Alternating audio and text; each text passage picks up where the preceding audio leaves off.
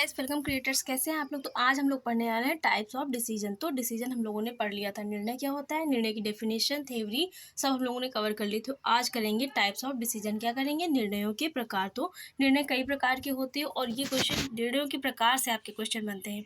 निर्णय की थ्योरी से और जो प्रकार है उससे क्वेश्चन बनते हैं। तो काफ़ी क्वेश्चन काफ़ी बार पूछे गए हैं, तो ये टॉपिक इंपॉर्टेंट है, इसको करेंगे हम लोग, ताकि अगर इससे कोई क्वेश्चन बने तो आपका इस टॉपिक से बाहर नहीं जाएगा। जितना हम लोग करेंगे उसी से आपका क्वेश्चन बन जाएगा, इसके बाहर क्वेश्चन नहीं जाने वाला है। तो आइए स्टार्ट करते हैं। पहला है नैतिक तथा आधारभूत निर्णय। तो पहला टाइप कौन सा है, नैतिक तथा आधारभूत निर्णय। तो नैतिक तथा आधारभूत निर्णय कौन से होते हैं, इसे आदतन निर्णय भी कहते हैं। जो नैतिक निर्णय होते हैं उनको क्या कहते हैं, तो उनको आदतन निर्णय भी कहते हैं। वैसे निर्णय और आदतन निर्णय कौन से होते हैं, ऐसे निर्णय जो घर परिवार में नित्य प्रति लिए जाते हैं। तो आदतन का मतलब होता है ऐसे निर्णय जो रेगुलर लिए जाते हैं, रेगुलर रूटीन में जो लिए जाते हैं वो निर्णय कौन से होते हैं, तो वो निर्णय होते हैं आपके आदतन निर्णय। और ऐसे निर्णय हर घर परिवार में प्रतिदिन लिए जाते हैं तथा पुनः पुनः दोहराए जाते हैं और उनको दोहराया जो और ये दोहराए भी जाते हैं, मतलब इनका रिपीटेशन भी हो जाता है। तो ऐसे निर्णय जो नित्य प्रति लिए जाते हैं और जिनके दोहराए जाने की संभावना पूरी पूरी होती है और हर घर परिवार में नॉर्मल रूप से लिए जाते हैं, वो कौन से होते हैं, तो वो आदतन या नैतिक निर्णय कहलाते हैं। तो नैतिक निर्णय को ही आदतन निर्णय भी कहते हैं। इसका एक और नाम है, इसको याद रखिएगा, क्योंकि कभी कभी क्वेश्चन में नैतिक की जगह आदतन लिख के आ जाता है, तो आप लोगों को समझ जाना चाहिए कि नैतिक की ही बात हो रही है। तो नैतिक का एक और नाम क्या है, आदतन निर्णय के नाम से भी जाना जाता है। अब समझते हैं आधारभूत निर्णय कौन से होते हैं। तो आधारभूत निर्णय अत्यंत महत्वपूर्ण होते हैं, क्योंकि जटिल, क्लिष्ट एवं महत्वपूर्ण कार्यों को करने के लिए लिए जाते हैं। तो ऐसे निर्णय जो जटिल, क्लिष्ट एवं महत्वपूर्ण कार्यों को करने के लिए लिए जाते हैं, ऐसे निर्णय कौन से होते हैं, ऐसे निर्णय आधारभूत निर्णय कहलाते हैं, इसलिए इसे महत्वपूर्ण निर्णय भी कहते हैं। तो आधारभूत निर्णय का जो दूसरा नाम है वो कौन सा है, इसका दूसरा नाम महत्वपूर्ण निर्णय भी है। तो ऐसे निर्णय जो महत्वपूर्ण, क्लिष्ट और जटिल कार्यों को करने के लिए लिए जाते हैं, महत्वपूर्ण कार्यों को करने के लिए लिए जाते हैं, वो महत्वपूर्ण निर्णय या आधारभूत निर्णय कहलाते हैं। तो ये दोनों नाम याद रखिएगा, ये आधारभूत और महत्वपूर्ण एक ही निर्णय होते हैं, और एक जो आधारभूत निर्णय है उसका दूसरा नाम है महत्वपूर्ण निर्णय। तो ऐसे निर्णय जो महत्वपूर्ण कार्यों को, महत्वपूर्ण और जटिल व क्लिष्ट कार्यों को करने के लिए लिए जाते हैं, वो निर्णय कौन से होते हैं, तो वो महत्वपूर्ण निर्णय होते हैं। और आपका सेकंड टाइप है व्यक्तिगत तथा सामूहिक निर्णय। तो व्यक्तिगत निर्णय कौन से होते हैं और सामूहिक निर्णय कौन से होते हैं, दोनों अलग अलग है। व्यक्तिगत निर्णय कौन से होते हैं, व्यक्तिगत निर्णय को एकाकी निर्णय भी कहते हैं। व्यक्तिगत का मतलब होता है एक पर्सन के द्वारा लिए जाते हैं। जो तो व्यक्तिगत निर्णय कौन से होते हैं, ऐसे निर्णय जो एक किसी व्यक्ति विशेष के द्वारा लिए जाते हैं, मतलब ऐसे निर्णय जो किसी व्यक्ति विशेष के द्वारा लिए जाते हैं और वो व्यक्ति विशेष केवल अकेला होता है, अकेले व्यक्ति के द्वारा जो निर्णय लिए जाते हैं वो व्यक्तिगत निर्णय कहलाते हैं। और इनको एकाकी निर्णय भी कहते हैं, क्योंकि एक ये अकेले पर्सन के द्वारा लिए जाते हैं। तो ऐसे निर्णय व्यक्तिगत या एकाकी निर्णय कहलाते हैं जो किसी केवल एक व्यक्ति के द्वारा लिए जाते हैं। तो वो निर्णय जो किसी एक व्यक्ति या अकेले व्यक्ति के द्वारा नहीं लिए जाते हैं, वो कौन से होते हैं, तो वो व्यक्तिगत निर्णय कहलाते हैं और उनको एकाकी निर्णय भी कहते हैं। इसमें एक ही जो व्यक्ति होता है वो निर्णय करता है तो इसमें जो एक व्यक्ति होता है वो ही निर्णय लेता है, उसका डिसीजन खुद का होता है। परिवार के अन्य सदस्यों को निर्णय लेने में सम्मिलित नहीं किया जाता, और जो परिवार में अन्य सदस्य होते हैं उनको किसी भी प्रकार से जो व्यक्ति निर्णय लेता है उसको, वो अपने निर्णय में उनको सम्मिलित नहीं करता है, वो स्वयं अकेले डिसीजन लेता है। तो ऐसे निर्णय जो किसी व्यक्ति विशेष के द्वारा लिए जाते हैं और जिसमें परिवार के अन्य सदस्यों की कोई भूमिका नहीं होती, वो केवल व्यक्तिगत रूप से ही लिए जाते हैं, तो वो कौन से निर्णय होते हैं, वो व्यक्तिगत निर्णय होते हैं। जिनमें दिनचर्या में हम सभी व्यक्तिगत निर्णय लेते हैं, और रोज़ की जो दिनचर्या होती है उसमें हम लोग क्या होते हैं, अकेले का जो डिसीजन होता है वो दिनचर्या में छोटे छोटे से डिसीजन होते हैं जो अकेले व्यक्ति के द्वारा लिए जाते हैं। तो ऐसे बहुत सारे डिसीजन होते हैं जो व्यक्तिगत रूप से लिए जाते हैं। तो व्यक्तिगत निर्णय कौन से होते हैं ये समझ गए। और व्यक्तिगत निर्णय का दूसरा नाम कौन सा है, इसका दूसरा नाम एकाकी निर्णय भी है। तो इनका जो दूसरा नाम है उसको भी याद रखिए, क्योंकि अगर व्यक्तिगत निर्णय ना लिख के वहाँ पर एकाकी निर्णय आ गया तो आप लोग क्या हो जाएंगे, कंफ्यूज हो जाएंगे। तो वहाँ पर आप लोगों का जो नाम है, निर्णय जो नाम है दूसरा, वो भी याद होना जरूरी होता है। अब समझते हैं सामूहिक निर्णय कौन से होते हैं। तो सामूहिक निर्णय कौन से होते हैं, सामूहिक निर्णय में क्या आएगा, सामूहिक निर्णय में ऐसे निर्णय होंगे जहाँ अभी व्यक्ति विशेष की बात हो रही थी, लेकिन व्यक्तिगत का मतलब होता है एक व्यक्ति, सामूहिक का मतलब होता है जहाँ पर व्यक्तियों की संख्या एक से अधिक होगी। तो सामूहिक से ही हम लोग को समझ में आ रहा है कि वहाँ पर व्यक्ति क्या है, वहाँ पर व्यक्तियों की संख्या ज़्यादा है। तो सामूहिक निर्णय वो निर्णय होते हैं जिसमें संगठनात्मक निर्णय भी कहते हैं। तो सामूहिक निर्णय का दूसरा नाम कौन सा है? सामूहिक निर्णय का दूसरा नाम जो है वो संगठनात्मक निर्णय भी होता है। तो संगठनात्मक निर्णय कौन से होते हैं? तो सामूहिक निर्णय का दूसरा नाम संगठनात्मक निर्णय होता है। परिवार के सभी सदस्य मिल बैठकर बातचीत करके निर्णय लेते हैं। तो ऐसे निर्णय जिसमें परिवार के सभी सदस्य मिल बैठकर बातचीत करके जिसमें निर्णय लिया जाता है, तो ऐसे निर्णय कौन से होते हैं? ऐसे निर्णय संगठनात्मक या सामूहिक निर्णय कहलाते हैं, जो समूह में लिए जाते हैं। मतलब जिसमें किसी एक व्यक्ति विशेष का महत्व नहीं होता है निर्णय का, बल्कि उसमें 4 से 6 लोग बैठकर सामूहिक रूप से बातचीत करते हैं, विचार विमर्श करते हैं, उसके बाद किसी टॉपिक पर आके वो निर्णय लेते हैं। तो ऐसे निर्णय सामूहिक निर्णय कहलाते हैं, जो समूह के विशेष दृष्टिकोण को ध्यान में रखते हुए सभी व्यक्तियों के जो विचार हैं, जो उनका दृष्टिकोण है, उनको ध्यान में रखते हुए लिए जाते हैं। तो ऐसे निर्णय सामूहिक निर्णय कहलाते हैं। और सामूहिक निर्णय का दूसरा नाम क्या होता है? तो संगठनात्मक निर्णय भी होता है। और डिसीजन का अगला टाइप, थर्ड टाइप कौन सा है? आपातकालीन निर्णय। तो आपातकालीन निर्णय कौन से होते हैं ये भी जान लेते हैं। बहुत ही इनसे क्वेश्चन बने हैं, बहुत इंपॉर्टेंट टॉपिक है। तो सारे इंपॉर्टेंट टॉपिक आप लोगों को एक एक करके करवाया जा रहा है। भले ही छोटे छोटे क्लासेस हैं, लेकिन आप लोगों के लिए हेल्पफुल होने वाले हैं, क्योंकि ऐसे टॉपिक हैं जो आपके सारे एग्जाम में आए हुए हैं। तो आपातकालीन निर्णय कौन से होते हैं? जो निर्णय किन्हीं कारणों से अचानक ही लेने पड़ते हैं। मतलब ऐसे निर्णय जो किसी कारण से अचानक ही लेने पड़े, तो वो निर्णय क्या कहलाते हैं?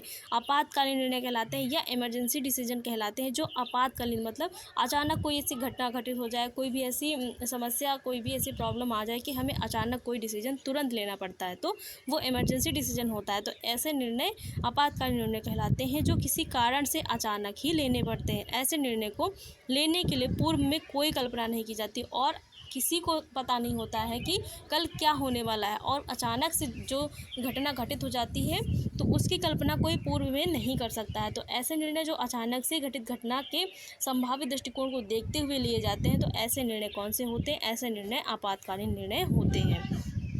अगला है कार्यक्रमात्मक एवं अकार्यक्रमात्मक निर्णय। तो कार्यक्रमात्मक एवं अकार्यक्रमात्मक जो निर्णय होते हैं वो कौन से होते हैं, इनको भी जानते हैं।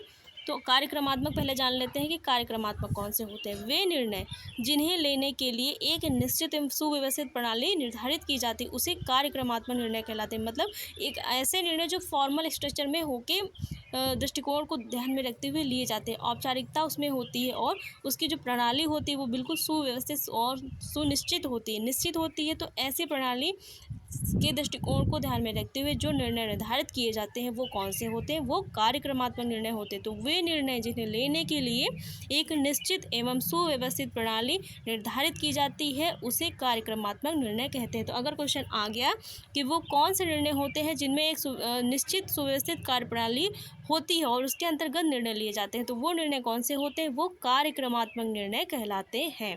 अब समझ में आ गया होगा कि क्वेश्चन किस प्रकार से बनेगा। इसी प्रकार से गाइस क्वेश्चन बनते हैं और आपके एग्जाम में आते हैं। बिल्कुल डायरेक्ट क्वेश्चन नहीं आता है, लेकिन जो लाइंस हैं वही उठा के रख दी जाती हैं बीच में से निकाल के, और आप लोगों से पूछ लिया जाता है कि ये आखिर है क्या। अब होता है अकार्यक्रमात्मक निर्णय। तो इसको भी समझ लेते हैं कि अकार्यक्रमात्मक निर्णय कौन से होते हैं। तो वे निर्णय होते हैं जो अनिश्चित, अनूठे, अद्भुत, बेजोड़ एवं अनोखे प्रवृत्ति के होते हैं। अकार्यक्रमात्मक मतलब जो कार्यक्रमात्मक है उसका उल्टा अकार्यक्रमात्मक, ये समझ लीजिए यही होगा, क्योंकि वो निर्णय जो अनिश्चित हो, अनूठे हो, उसमें क्या था? निश्चित सुव्यवस्थित प्रणाली थी। अद्भुत, बेजोड़ एवं अनोखे प्रवृत्ति के होते, इनकी प्रवृत्ति भी निश्चित नहीं होती, ना कोई प्रणाली निश्चित होती। विशेष कर किसी विशेष परिस्थिति में उत्पन्न होने की दशा में लिए जाते हैं। और कब लिए जाते हैं? जब कोई विशेष परिस्थिति उत्पन्न होती है तो उस दशा में लिए जाते हैं, क्योंकि ये अनिश्चित होते हैं, बेजोड़, अनूठे और अद्भुत होते हैं। तो ऐसे निर्णय कौन से होते हैं? ऐसे निर्णय अकार्यक्रमात्मक निर्णय के अंतर्गत आते हैं। तो 4 जो टाइप हैं वो हम लोगों ने पढ़ लिए हैं, और आगे की भी टाइप देखते हैं, क्योंकि आज ये क्लास आप लोगों की पूरी कवर हो जाएगी।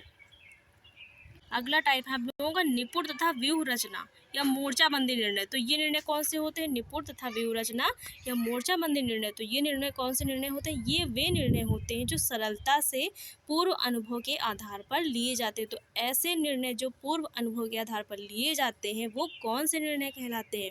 तो क्वेश्चन बिल्कुल इसी तरीके से फ्रेम होता है कि वो कौन से निर्णय हैं जो पूर्व अनुभव के आधार पर लिए जाते हैं। तो वो निर्णय कौन से होते हैं? वो निपुण निर्णय होते हैं, क्योंकि अगर कोई व्यक्ति किसी चीज़ में निपुण होगा तो वो उसको एक्सपीरियंस भी होगा और उसको बहुत सारा अनुभव होता है। तो ऐसे निर्णय जो अनुभव पर आधारित होते हैं, अनुभव पर बेस्ड होते हैं, वो कौन से निर्णय होते हैं? तो वे निर्णय निपुण निर्णय होते हैं।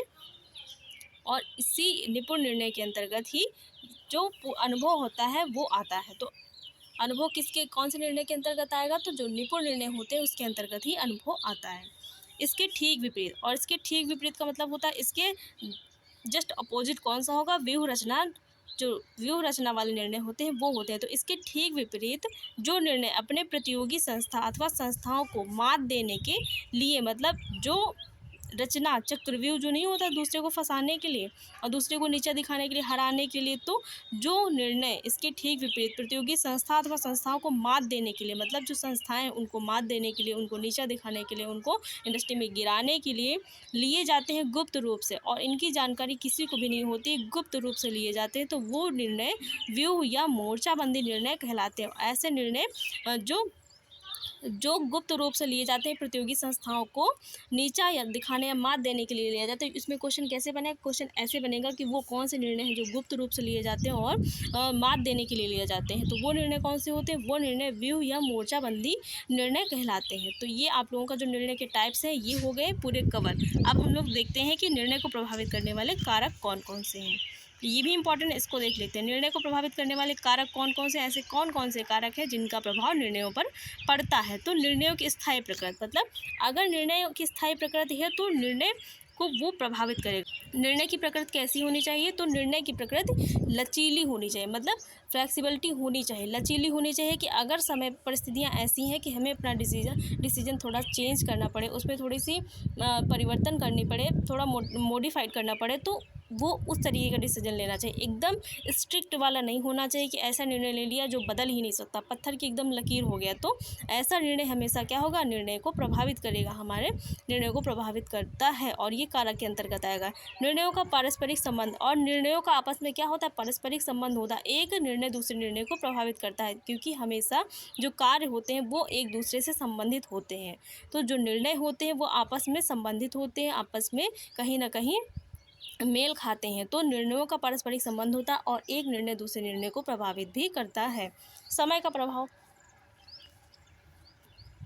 समय का भी प्रभाव निर्णय को प्रभावित करता है, क्योंकि समय को देखते हुए ही निर्णय लिए जाते हैं, परिस्थितियों को ध्यान में रखकर ही निर्णय लिए जाते हैं। अगर परिस्थितियों को ध्यान में रखकर निर्णय नहीं लिए जाते हैं तो वो निर्णय कभी सफल नहीं होते हैं। तो समय का प्रभाव भी होता है निर्णयों पर। ज्ञान, ये ध्यान रखकर निर्णय लिया जाता है कि निर्णय कौन सा व्यक्ति ले रहा है।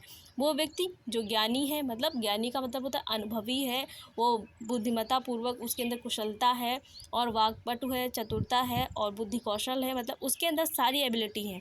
तो ऐसा व्यक्ति जो निर्णय लेगा वो समस्या को ध्यान में रख कर लेगा और परिस्थितियों को ध्यान में रख कर लेगा। लेकिन ऐसा व्यक्ति जो क्या है, जिसको नॉलेज ही नहीं, अनुभव नहीं है और वो ऐसे ही बहुत जल्दबाजी में निर्णय लेता है, तो वो निर्णयों को भी प्रभावित करते हैं। तो ज्ञान भी निर्णय को प्रभावित करने का कार्य करता है। व्यक्तिगत मान्यताएं, प्रवृत्तियां, पूर्वाग्रह, मूल्य, ये भी निर्णयों को प्रभावित करते हैं, क्योंकि व्यक्तियों की कुछ मान्यताएं होती, धारणाएं होती, धार्मिक प्रवृत्तियां होती हैं। जो व्यक्ति जिस धार्मिक प्रवृत्ति का होता है, जिसके अंदर जैसे पूर्वाग्रह होते हैं, जैसी मान्यताएं होती, वो उसी के अनुसार निर्णय लेता है। तो ये सारी चीज़ें भी निर्णयों को प्रभावित करती है। पारिवारिक साधन भी निर्णयों को प्रभावित करते हैं, क्योंकि परिवार में जैसे संसाधन और उपकरण मौजूद होंगे, जैसे सुविधाएं होंगी, जैसे संसाधन होंगे, उन्हीं के अनुसार निर्णय लिए जाते हैं। अगर उन सब चीज़ों को ध्यान में रखकर निर्णय नहीं लिए जाते तो आपका डिसीजन कभी भी बहुत ही अच्छे से सफल नहीं होता है, मतलब वो अपने लक्ष्य को प्राप्त नहीं करता है। क्योंकि अगर परिवार में साधन और सुविधाएं नहीं होंगी, आपने निर्णय ले लिया कि हमें जाना है कोलकाता, तो अगर आपके पास कन्वेंस नहीं है, साधन नहीं है, तो आप कैसे कोलकाता जाएंगे? तो आपका जो निर्णय है वो आपका बेकार हो गया, किसी काम का नहीं। आपका जो निर्णय लक्ष्य था कोलकाता जाने का वो भी कैंसिल हो गया। तो निर्णय मतलब साधन को देख कर भी लिए जाते हैं कि जैसे साधन और सुविधाएँ उपलब्ध हैं उसी के अनुसार निर्णय लिए जाएंगे, तो वो अपने लक्ष्य को प्राप्त करने में सफलता प्राप्त करवाएंगे। पारिवारिक विशेषताएं, जैसे पारिवारिक विशेषताएं उनको ध्यान में रखकर भी निर्णय लिए जाते हैं। परिवार के सदस्यों की महत्वाकांक्षा की, जिस प्रकार का निर्णय किसी व्यक्ति विशेष के लिए लिया जा रहा है वो उस पर अमल कर पाएगा या नहीं कर पाएगा, मतलब उसकी एबिलिटी उस निर्णय को पूरा करने की है या नहीं है, उसके अंदर उस निर्णय को लेकर या उस निर्णय पर कार्य करने की क्षमता है या नहीं है। तो इसको भी ध्यान में रखकर जो है निर्णय लिए जाते हैं कि परिवार के सदस्यों की जो महत्वाकांक्षा है उसको ध्यान में रखकर भी निर्णय लेना चाहिए, अन्यथा ये निर्णय को प्रभावित करेगा। परिवार के सदस्यों की भूमिका, परिवार की संस्कृति, उपलब्ध वस्तुओं के बारे में जानकारी। तो आपकी जानकारी, आपकी नॉलेज कैसी है, अगर आप निर्णय ले रहे हैं किसी चीज़ के बारे में, अगर आपको उसके बारे में पूरी नॉलेज ही नहीं है, जानकारी नहीं है, तो क्या आपका वो निर्णय सफल होगा? आप उसके बारे में पूरी तरीके से, अच्छी तरीके से जानते नहीं, थोड़ा थोड़ा ऊपरी सतह पर, मतलब सरफेस तरीके से आप उसको जानते हैं, लेकिन आप उसके अच्छे ज्ञाता एक तरीके से नहीं है, तो क्या आपका जो डिसीजन होगा उस पर लिया हुआ, मान लीजिए आप टीचर हैं इंग्लिश के, लेकिन आपने डिसीजन ले लिया कि मैं तो हिंदी भी पढ़ाऊँगा, मुझे हिंदी पढ़ानी चाहिए, आपको कोई बढ़िया शौक़ चढ़ गया, लेकिन आपने क्या लिया, आपने परिस्थिति बस देखकर बहुत ही उत्साहवर्धन में आकर निर्णय ले लिया, तो आपका क्या वो निर्णय सही होगा? क्योंकि आप तो इंग्लिश के टीचर हैं और आपको हिंदी तो आती नहीं, लेकिन आपने क्या लिया, हिंदी पढ़ाने का निर्णय ले लिया, तो क्या आपका वो डिसीजन सही होगा? क्योंकि जो उपलब्ध वस्तुएँ हैं उनके बारे में आपको जानकारी नहीं है, जो भी हिंदी की चीज़ें हैं वो आपको अच्छी तरीके से नहीं पता है, उतनी अच्छे से नहीं पता जितना एक हिंदी का टीचर समझा सकता है। तो जो निर्णय होते हैं वो परिस्थितियों को ध्यान में रखकर, सोच समझकर व बहुत अच्छे से विचार विमर्श करके, विचार मंथन करके बहुत अच्छे से सोच समझकर लिए जाते हैं, तभी वो सफल होते हैं, अन्यथा वो असफल होते हैं। तो ये आप लोगों की निर्णय की पूरी क्लास रही।